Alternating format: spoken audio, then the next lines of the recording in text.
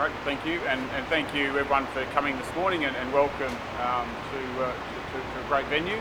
An exciting day for Australian rugby as we announce the continuation of Joe's commitment through to the end of July 2026, and the very exciting news to announce Les Kiss as the incoming Wallabies head coach from the end of July 2026 through till the end of calendar year 2028, which picks up obviously the pivotal marquee event of the home Rugby World Cup in 2027. Important to note, it's been a very thoughtful, very considered and very focused recruitment process, and we've been largely focusing on stability, continuity, continued progression, which Joe has led over the last period of time, cultural growth amongst the group, and ultimately the performance elements that both these leaders bring. I'll just finish by saying that a lot of focus is on the head coach, which is understandable. We've looked at an overall system solution here, and whilst our head coach is hugely important, the broader management team and the stability across the management team that drives the performance on and off the field is equally as important. And we believe that we've got a plan now through to the end of 2028, which provides that stability, that continuity, and hopefully that continued progress on performance. I'll now open for questions. Thank you. So guys, one sec, I'll just move the mics to Phil quickly.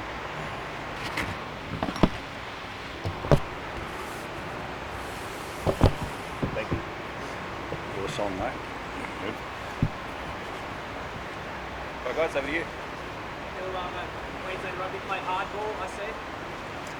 I think we've ended up in a really elegant solution here, which provides certainty and system, what we think will be system success. And so obviously securing Joe for that longer period, allowing Les to continue the progress on what's a really important market for us in Queensland, and then have that time to transition into that Wallaby head coach role is a really neat and really elegant and really sort of one team solution. So we're really pleased with where the process has ended up.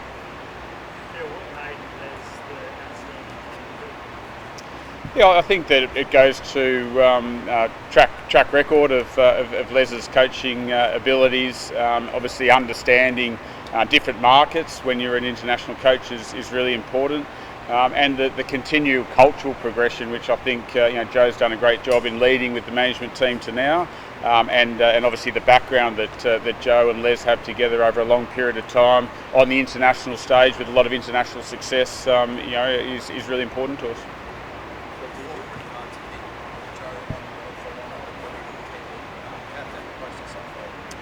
Yeah, look, I think that we've been focused, and with Peter leading the high performance team, on integrity and ensuring that we always had transparent conversations and always had the best interests of Australian rugby at heart, and what's the right process, not in the short term, but as we go through to the World Cup in 27 and then beyond. And Joe's been great in those conversations, and obviously the recruitment process that we went through was important, and I think we've ended up in a really good solution.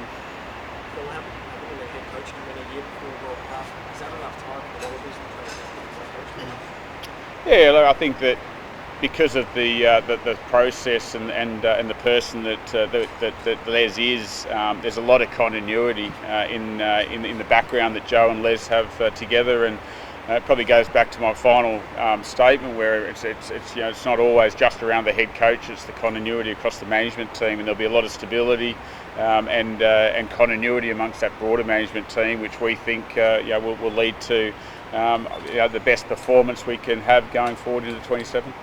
What's the plan for the Rugby Australians back around getting Les around the Wallabies group so by the time he comes in 2026 to as seamless as possible? Yeah, look, I think again under Joe's leadership and Pete's high performance leadership, we've been focused on a one system solution across our 4 provinces right through to the Wallabies, and that sort of activity is already happening, where the 4 head coaches are coming in and spending a lot of time in the Wallabies environment, and that will continue through 2025 as it did in 2024.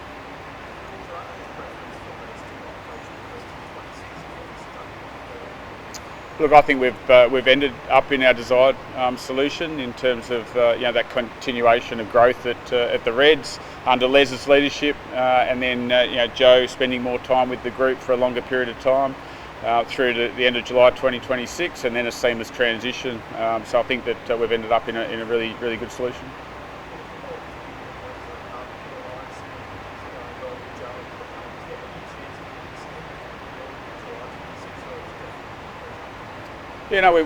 We think that the transition and the solutions are really elegant and really neat, and Joe will finish up as head coach at the end of the 3 tests of the Nations Cup in July 2026, and Les transitions across to lead the program, and we think we've got the best solution.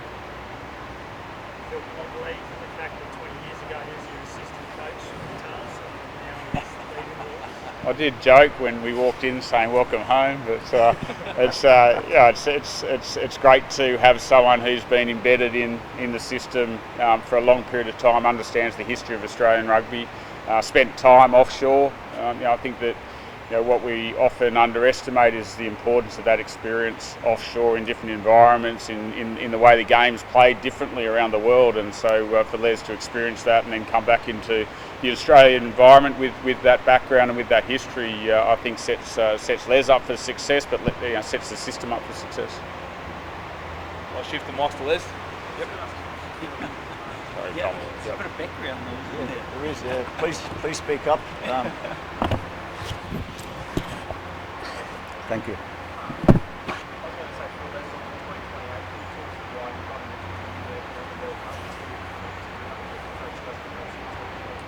Yeah, look, we're really confident with the outcome that we've come to, and the thorough process that we ran, and the enormous confidence that we have in Les's leadership. And I know that we get very focused, certainly in the Australian market, around World Cup success. Something which we're trying to pivot to is actually winning test matches between World Cups, which ultimately sets you up for World Cup success. And there's examples of teams that haven't done well in World Cups, but they've done particularly well between World Cups, and that sets up a sustainable system. So, whilst the World Cup is a big focus of all of ours, winning consistently in test matches is equally as important. There's been a long line of well-credentialed coaches sitting where you are over the last 20 years. Australians really demanding sort of winning letters like cups. What's your sort of grand plan, and what gives you the confidence that you can get there and turn it around? Well, firstly, I'd like to say the process, Phil, Peter and Dan has been fantastic. Going through the chats that we've had, obviously the odd chat with Joe as well, gives me a lot of confidence about where Australian rugby's going. The governance process and everything's just really aligning into a really strong point, and those are things that are massively important that underpin what we do. We talked about earlier, it's not just about a one person, it's a team, and it's a powerful team that we have together. So we'll find the solutions together. This is a country that expects a lot in the sporting market for sure, and I'm very clear with what I want to be able to do with that team, but I know that the continuation that we're building here, the players have a lot of confidence in what's happening in Australian rugby at the moment. I'm not here to rip and tear. I'm going to make sure I dovetail as much as I can, and I'll bring my points of difference into play, but we have a lot of things in common. So I have a lot of confidence that the governance process and the way that we operate in a high performance program here is fantastic, and I had a lot of confidence in the coaching groups that are spread out through the country in the super provinces, and I'll have a lot of confidence in what the players have. We're a bloody talented country, aren't we? And we can play the game. So looking forward to the challenge. Les, first off, congratulations. Thank you. I imagine it's going to be a bit of a challenge over the next 12 months or so. The Reds' commitments, they're coming into the Wallabies. Can you just speak a bit about how you need to navigate that? I'll just do what I'm doing now. My job as a Reds coach is to obviously do my best for the Reds in the market there, but the stronger we are, the stronger Rugby Australia is, and I'm part of that system to make sure that flourishes. I'll just be going back and doing what I can on a weekly basis, on a daily basis, to build something that's special there with the people I have around me. I've got some great people in my professional rugby department there as well, second to none that I've worked with, some great team of coaches.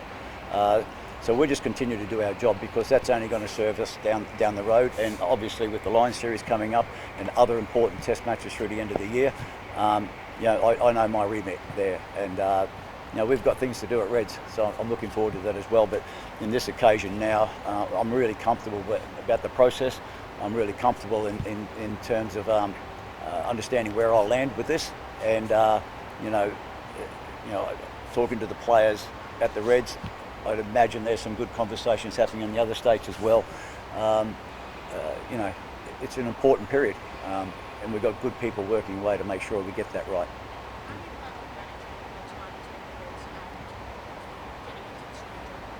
Well, we chat often anyway through all the performance processes, players, whether they're injured or their form and all those things. So that's a continuing process that's happening anyway.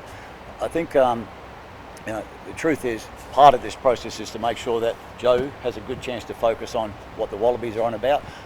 My process after this will be going back into the Reds. We go to Fiji on Saturday and do a job there. I'll be focused on the Reds, and I know that what we have in place will be able to tap in whenever I need to on any conversation, but they'll mainly be around what are our players doing, how can we help the process to get the Wallabies right from now. So I know my remit after this is to get it into the Reds and get that working. And as a head coach of one of the states here, we're always involved with what's happening there. So that'll just be the natural process that'll continue. You've had an extraordinarily successful union coaching career for one whose background is solid rugby league. There must have been things that you learnt in rugby league in North, New South Wales and Kangaroos that you apply to your coaching career. What's your North Star? What did you learn there that you applied to union to be so successful? Look, it's a long process, coming from the 80s into this place around 2000, changing into rugby. I think you learn a lot of things along the way, but one thing that's absolutely important, you don't get anywhere on your own. Places that build strong people around you, that you have a team focus, those are the teams that win premierships. Those are the teams that grow and can continue to meet the challenges on any level. In every coaching group that I've been involved with, including Joe and Declan when I went to Irish Rugby, when we worked closely together, if you miss those marks, you don't get anywhere. And I know that was a real big focus when we were working together, that one team focus, making sure all the states work well together, or the provinces in Ireland, understanding how you bring people together, be on the same page, and live and die together. That might sound cliched, but the team matters, and everyone understands how they work within that team is absolutely massively important. And if they feel they go home every day, they know how they significantly contribute in their way to make that pointy end really strong is absolutely important. And that's part of how I would lead, making sure that everyone knows what they do and it matters. And building a good team culture is massively important to get the success you want in any environment, I believe. There's massive couple of years ahead. Obviously World Cup in 27. What experiences have you learned from the World Cups in 2011 and 2015 that help prepare you for what's to come in 27? Well, I think getting your prep right, you need a little bit of luck in those environments. Injuries can come in and play. So part of this, we can actually work hard to make sure we build that right depth chart in the right way, because sometimes things just catch you unawares, don't they, in those markets, and you can't solve some of those things on the run, and then another team might have the luck. But try and take that luck out a bit, but you do need a bit of luck in those big games, in those big tournaments. But essentially, I'll go back to the whole culture. If your culture's strong, you can go far. And once you get to the pointy end, those games become, a 50-50 call here and there. Building the type of resilience and robustness you need in your squad to be able to go through 8 to 9 games in a row to win it is part of what you have to be able to do and grow. I'm sure you've got some selection differences with Joe. How are you going to manage what your thoughts stuff might be in 2 or 3 years? Well, I prefer twisties. You prefer Just plain chips. Plain chips. Sorry. Just a bit. And how might you juggle that? If you have different philosophies around selection, how might you're preparing for a World Cup and you might have a difference on a play? How does that get resolved over the next 2 years before you come in? Well, I think, if I'm really honest, I think the meat and veg of the game, the real important things, we've got a common ground on, and that's massively important. If I went in there and tried to change everything in a way that took the guys' minds off what they have to do in those really critical areas of the game, it'd be wrong. So I'm pretty confident that we've got the right common ground of what we do. The points of difference, sometimes the selection comes down to a certain game and a combination you want to put into play against a certain opposition. So those differences won't be about it's different to Joe, it'll be about what fits that moment now. And the coaches will have, as it always is, you come in together, you work out what you think's necessary. So I don't see any major, massive differences there. I think we've got the right things right around the key areas, the key tenets of the game. We've got very common ground on, and I think that's important. Yeah. What involvement, if any, will you have with the Wallabies after the Super Rugby? Like, will you travel with the Australian team, or will that in between seasons? No, I'll be focused on the Reds and making sure that process goes on. And as I said earlier, the regular conversations that we'll have in different things about the players in the system and how the Fraser McWrights, the Tates and the Harrys, how they're all going in our system and what Joe needs as feedback in those areas. Obviously, throughout any Wallaby window, we're always welcome. We come in and the training camps are there. So those things have already happened regularly. So I don't see much difference. It's just that I'm still the Queensland Reds coach. Down the road, I'll take over from Joe. By the time August rolls around next year, Joe, you're the head coach of the Wallabies. I know you talk about the importance of the team, but you'll be the head coach of the team that's about to play at a home World Cup, which carries its own pressure. It's your first test job.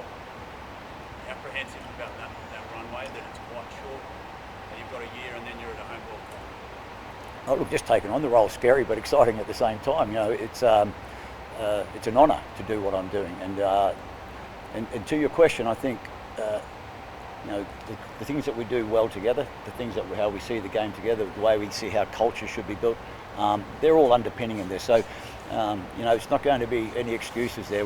There's going to be strong things in place that I can tap into and dovetail and bring my points of difference to. That continuation that Phil talked about earlier is massively important in terms of making sure when I step in there, people are still certain about how they work and how they do their job, and maybe the difference will be my jokes are better than Joe. You know what I mean? That might be the only difference. But sorry, Joe. Yeah. You haven't got much to beat. No, I'm not trying to be flippant there, but I'm just saying it's massively important that the players know that it's not a rip and tear. It's come in there. How do I dovetail and make that work better? In the continuation process that we've had here from day one, when we first chatted about this with Phil, Peter, and Dan. That's what I'm really confident about, that's going to work well, and we'll keep our conversations going along nicely. And when that tipping point comes where it does transfer, I feel pretty good that we'll be able to just move quickly. There may be some points of difference, and the way things are done different. That's going to be natural, but I do feel confident that the players will buy in pretty quickly into how I do things. Yeah. Nice, Joe. Yep. I'm going to ask you first, but when you look to ask Joe to stay involved in the program through to that World Cup, it's obviously very short time.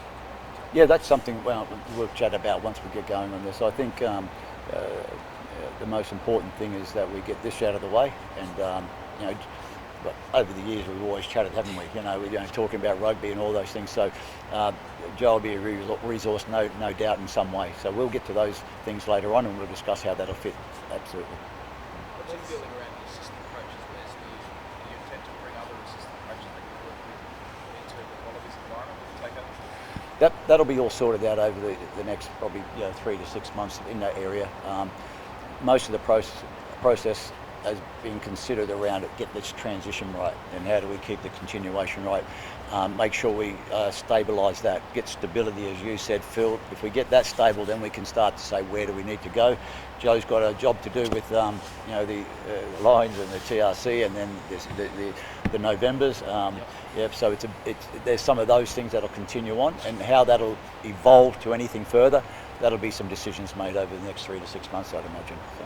There's been the roles off the team. Was it your preference to start training late during the spring tour, or did you feel obliged to proceed to the Reds for 26? Well, as I said earlier, it was a very considered, thoughtful process.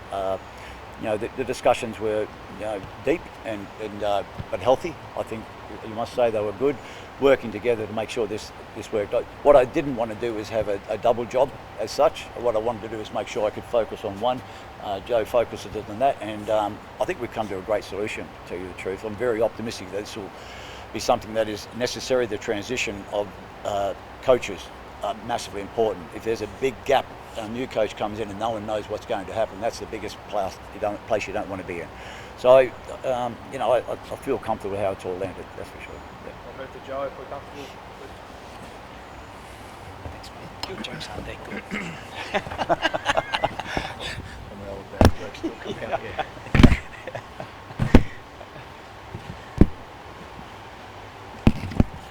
Cheers, Marty. A few phones, Work. man. That's your phone, is it? Not taken. Hey Joe, I guess there was probably a very similar feeling of deja vu, similar to when it was let's come back to New South Wales, you having had a previous action rival. What's it like seeing Let's take over the coach?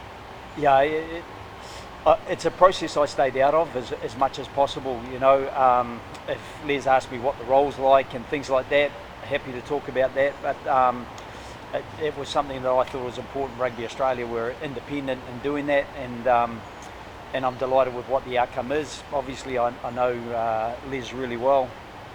We coached together, and you know, had a bit of success during that period, and so you know, I do think that allows the continuity. And last year was a little bit transformational because we had 19 debutants.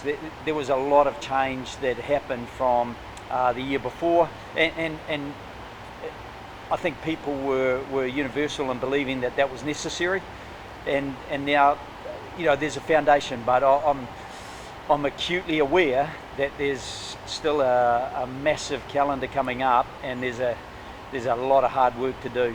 And I know the players are aware of that as well, and I think, you know, that part of the process was sharing some of the thoughts with the players, and that would also be probably something that Les got a fair bit of support around as well. So, you know, I think when your players have confidence in what you're trying to build and what you want them to build themselves, then I think you're much more likely to get a successful outcome. Did you need much convincing to stay on? Yeah, look, not when it was Les and it was going to be able to be dovetailed the way it was.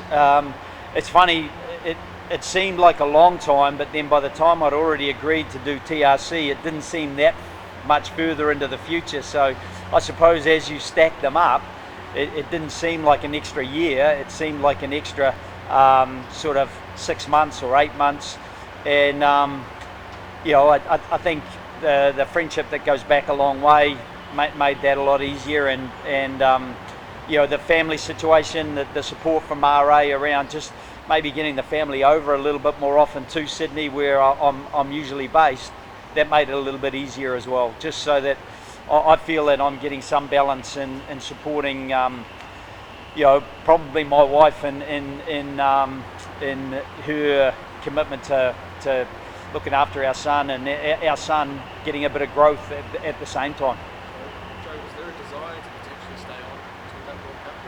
If 8 months isn't a long time. No, and it did seem like that, but I'm really happy with the outcome. I think it's a great outcome for me personally and my family, and it's one that's not too much of a stretch to stay in the role. As I said when first saying that I'd stay through to the TRC, it's been a privilege to be involved. It's been really enjoyable to work with the staff and the playing group that we've had, and so I'm a little bit intimidated by the challenges coming up. You know, 3 Lions tests, and then you're on a plane to play on the high veld against South Africa. You know, I think all that is a bit intimidating, but geez, what a great challenge. You know, and I know the players are a little bit of the same thought around the challenge that they face. You would have been consulted about who should get the job. Would you feel like Wow, Peter, I'm quite lightweight. You know, you put mine and Kissy's weight together and we still don't move a hell of a lot. So, yeah, when I was asked, there were a couple of good candidates, you know, so I intentionally stayed out of the process as much as I could. When I was asked, do you think you could dovetail with Les well, I said, yeah, I do, because that's my honest belief that I think we can dovetail well. I think we will share a lot of the same philosophy, albeit with a slightly different approach in some areas. But I think that like-minded philosophy will allow a pretty smooth transition. That's not the big difference that started last year. How would you define your philosophy? You say you've got a like-minded philosophy. Can you boil it down to 2 sentences? I would say people first. So we would both be very much aligned around getting the right people and investing in those people, not just players. And so I think that would be the first philosophy. The second one would be that that we build from the bottom up, that we're not chasing targets, that we're building behaviours. And I've watched Les coaching, well, for a number of years, obviously, when we coached together, but even with Queensland in recent times. And he's been into our environment, and I've seen similarities around that philosophy, probably.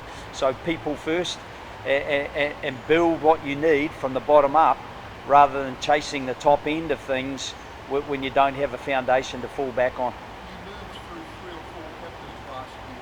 Have you set, without necessarily telling us who, have you, in your mind, the most likely one captain throughout from now on? It's a really good question, and it's unfortunately one that I don't have an answer for. I thought Harry did a great job in the back end of the season.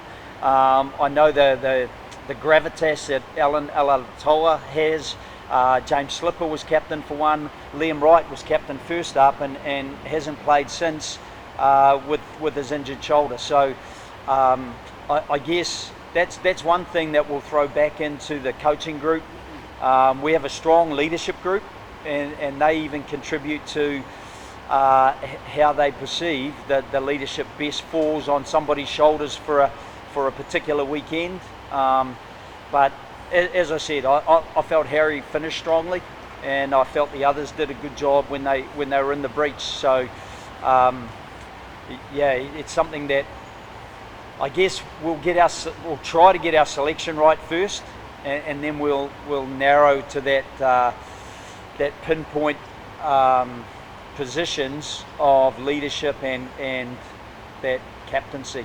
Joe, would you consider staying on in any role after you depart as head coach through to the World Cup? It isn't really something that I'm planning to do, but you know, I had a guy I coached with ring me a couple of weeks ago.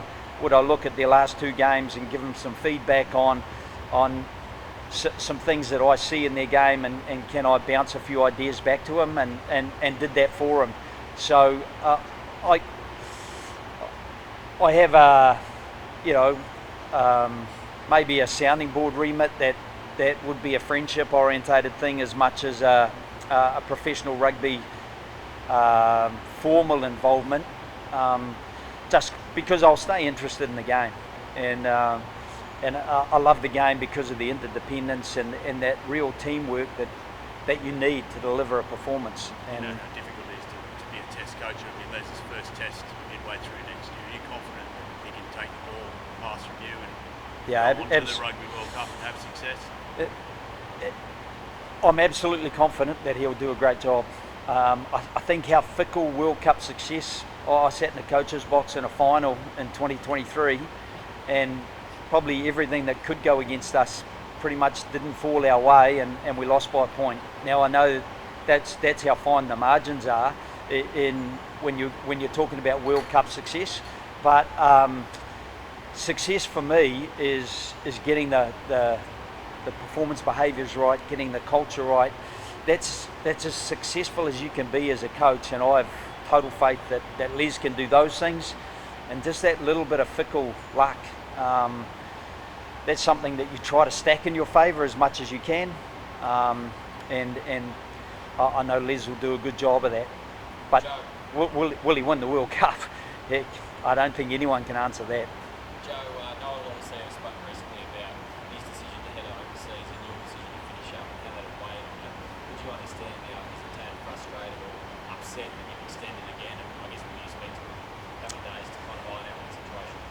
Yeah, look, I speak to a number of those players who were regular starters for us, but also try to stay out of the way of the super coaches, because I know their relationship with the player is what's most important in the present time. I had a couple of discussions with Noah in the lead up to the decision he made, and disappointed with the decision. It's not a long-term decision, and I think Noah is still a young player, and can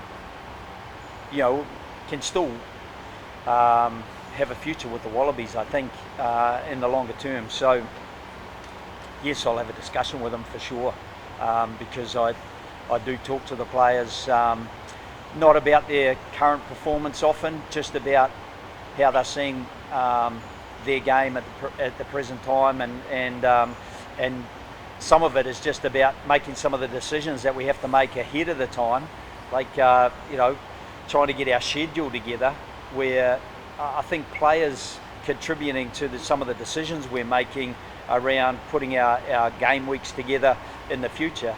A game driver like Noah was important in that as well. Can we get clarity, Joe, with regards to like players like Noah and a couple of others who said that they're leaving at the end of this year, about their selection status for the Lions and beyond?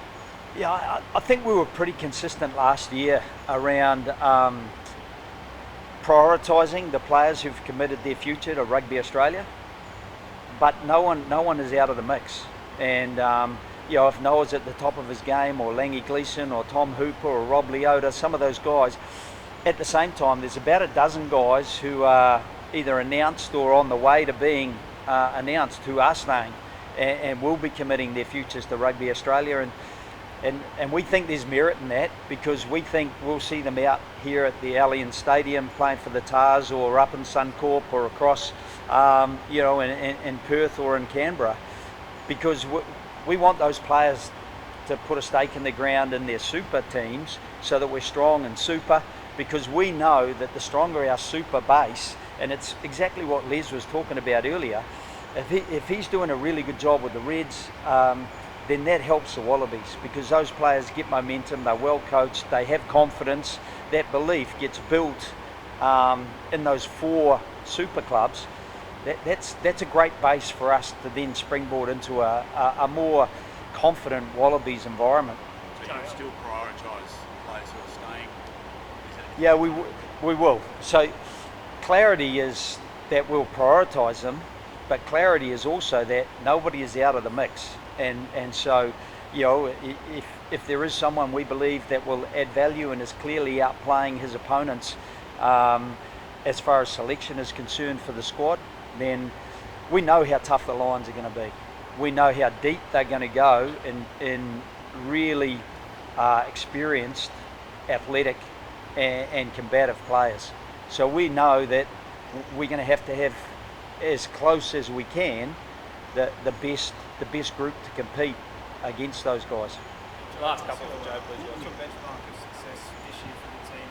What do you make of Australia's chances of beating the Lions? Our benchmarks are those boring performance behaviours that I've mentioned before. How efficient can we be in our ball carry and clean? How accurate can we be at line out and scrum? Because the other things that we can truly influence and almost control at times, what we can't control is the outcomes and the bounces of the ball. If we put the ball into space and we don't get the bounce, well, we can live with that, in that we've seen the space and played to it. But the game is so fickle that we can't control those outcomes. How confident are we of success against the Lions? I'm confident that we can be competitive. And if we're competitive, then we've seen in Super Rugby, about half the games have been 1-score games. If we can be within a score of the Lions and there's 5 to go, then we're a chance. And we've got to give ourselves that chance by being really good in our performance behaviours. I know it didn't work out against Ireland, but against England, those 1-score games where and you're talking about the number 2 team in the world and a team that will rank well above us, and we've inched our way up those world rankings. Our challenge is to keep working our way up those rankings this year, by being competitive. And I don't think we want to get distracted by outcomes. We want to be really process driven. And I know that's boring, but Les is of the same ilk, so you're going to get the same thing for the next few years as well. He's very process orientated as well. Last one, please. Where do you think his best rugby plays? Is it in Australia or is it overseas that the Wallabies can perhaps get the best out of him? Would you like him to say or where is it? Yeah, I'd love for Taniela to get the best out of himself in the very near future, because he is an immensely powerful man. He's got good test match experience. We don't have massive test match experience. In fact, if James Slipper doesn't get picked, we lose a quarter of our caps in one man.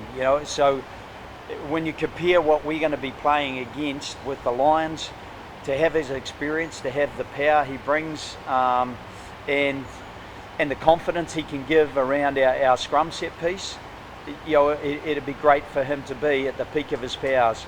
How we get there, I think Dan McKellar has done a great job. Tom Carter in the background with his S&C work, they've done a great job in trying to get Taniela closer to where he needs to be the best version of himself on the field. And I'm still hopeful that we can see the best of him, because if we can see the best of him, I'd love to see him in Australia, because I'd like us to make the best use of what could be a really pivotal player for us. So we're really short on time, Peter. Quickly as I move them on. Is head coaching, is that for you after July, or would you consider another role somewhere else? No, I didn't consider this one. So, when Pete rang me, I'd said no to the role a few times, but it's a bit like Les. We have a friendship going back from other jobs that we've done together, and so he said, just we need a bit of experience. In other words, we need an old guy. So I wanted to make myself feel young, so I got Mike Cron and Laurie, and so as Owen Toolan described us, Dad's Army, we've tried to do the best we can, and so I don't foresee that, but I know the privilege, and I know how many people would love to do a job like this, and so it's something that for a small town kid born in Kawakoa, New Zealand, it's been a fantastic opportunity for me, and those opportunities to see the world for my family has been great as well. So it's not something that I'd ever rule out completely, but it's definitely not my plans. The boat on the lake and trying to get my golf handicap down, which is, don't ask me what it is at the present time. That'd be a couple of really ambitious goals that I'd have beyond the end of July next year. Thanks, guys. Thanks, Joe. Peter, dovetail seems to be the buzzword. Is that ultimately what got Les over the line, and did that potentially rule out other candidates like a Waugh check, who's a bit of a mover and shaker? Yeah, we've always talked about system connection. How do we actually keep people connected right across our super clubs? But then how do we get alignment from that into the national program? And what Joe and Les bring is that in spades, connection that actually going to lead to bringing the system on and continuing on through to the World Cup. So I think if you looked at the other people that we had involved, look, some big names, but the reality is that we need to get some consistency going forward. We've created something pretty special, we think, and it's just taking that forward into the 27 and beyond. Phil talked a little bit about how do we maintain consistency of performance. Sometimes it's good to, we've got a decade of gold. We talk about, performing well in 27. How do we get the Wallaroos up at 29? Got a home Olympic Games. But the reality is, how do we actually consistently get our performances of all our national teams out there winning on a regular basis? And doing that is just making sure that everything we do is process driven. It's about people. People is priority. We connect really well with rugby in Australia, our key stakeholders, and the people that we've got, that are doing the hard graft on a daily basis are working in a similar fashion that's going to lead us to success. Pete, was Les always the number one kind of choice because he was just up the road, and I know you can have worldwide searches, but it seems like we've gone back to what a lot of people thought he was going to be. Yeah, look, Les has always been in the mix, and we've always seen it. We wanted to make sure that we were complete with it. You know, the whole process of how we went from the start to find and look at, you know, everyone that's available out there in the game. You know, we really looked far and wide to make sure that we get the right person. That's why it's taken time. But it's also taken time to make sure that not only when we got the preferred candidate being Les, is getting that sort of seamless solution that goes from, you know, finishing off at Super Rugby, closing out with Wallabies with Joe, and Les taking the next stage. So we've had to take a bit of time and work all through the different pieces there. Yeah, we had a fairly large, long list to start off with. Got pretty short pretty quick, because when you're looking for things that are around connection, how we can keep people together, where we've got alignment of philosophy, and a real passion around, you know, working with people that actually, you know, care about the people that they've got involved in the program. You know, you get pretty short pretty quickly, and we fell on Les as the primary candidate, and we worked through and we looked at all the different issues and challenges that come along with, you know, contractual pieces and making sure that we deliver on strengthening the Super Rugby franchises. And we've been really clear that Super Rugby is the cornerstone of the game. You know, we've got 4 clubs. It really gives us the foundation that underpins the Wallabies. And if we don't have that strong with the best coaching team, or we keep on tinkering or taking people in and out of it on a regular basis, we're actually undermining the ability to be actually consistent with our performances. So I'm really happy, excited that we've got Les on board coming in. I'm really happy that Joe's continue on to give us another 18 tests. We've got 18 more to go, and I think that 27 is an exciting outcome, and we'll build something very special over the coming years together. At what stage of the process did you sort of find out that Joe was keen to stay on for that extra 9 months? Did that change how this whole thing happened with Les in terms of the starting process? What? Say that again, sorry? At what stage of this appointment of Les did you sort of confirm that Joe was able to stay on for an extra 9 months, and that changed how this sort of rollout was going to happen? I think it sort of comes through some discussions. I think, you know, when we work together and collectively sit down and you start putting in, I suppose, the jigsaw together, you start going, okay, well, can we do this? Joe, you're able to comfortable with this piece, blah, blah, blah, and then you build out the plan. It doesn't come and say, Joe, can you do that? It's actually a collective, and I think there's been a number of meetings of, okay, this solution needs another discussion, let's get in the room and let's talk it out. Les talks about the bunker, but, you know, there's a fair few discussions that we've had as how do we really crystallise this plan? Are we comfortable with that? Are you comfortable with that? And then let's build through, and we've been able to do that over a series of meetings. You know, Phil talked about, let's do it, you know, the process is going to be relatively quick. I think we've been really diligent in getting it right, and I think the outcome from here is that we're going to set a platform for us to have a seamless transition, continuity in the system, and a stability of our super franchises through into 27 and beyond. Speaking of continuity, the coaching staff will be even more important, I imagine, when Les takes over. Like, is it the idea that Les will be the only changing piece, or, you know, you don't want to reset that entire staff at that point? No, we've talked, you know, collectively together. There's going to be an important, you know, Les is going to have to, you know, as he talks about, he's got a point of difference, and he's going to need to bring a point of difference. But the majority of our group and management will continue through. And it's not just the coaching team, it's the back of house, you know, from our team management to our physiotherapy, our analytics team to, you know, like it's, you know, we're not a big team, but it's really important to keep consistency across in that space. And we've already talked to, you know, the staff as of yesterday, the continuity of those into the World Cup. But we've got comfortable in our meetings with Les and Joe before we headed down that line. You guys were talking to Stuart Lancaster at one point about a potential role. Is that still on the table, or is that done now with this new? No, we don't. We've landed on the position with Les and Joe and the coaching team going forward. So, you know, we have plenty of other applicants within the system that we've made consideration, but I think what we've landed here is the best solution for Australian rugby. Last couple of pieces. Joe, look, Joe and I have been mates for a long period of time, and and we'll always have that ability to pick up the phone and have a chat. And as he said to you before, like he wants to work on his handicap and maybe get that boat out on Lake Taupo. But the reality is he's only ever a phone call away.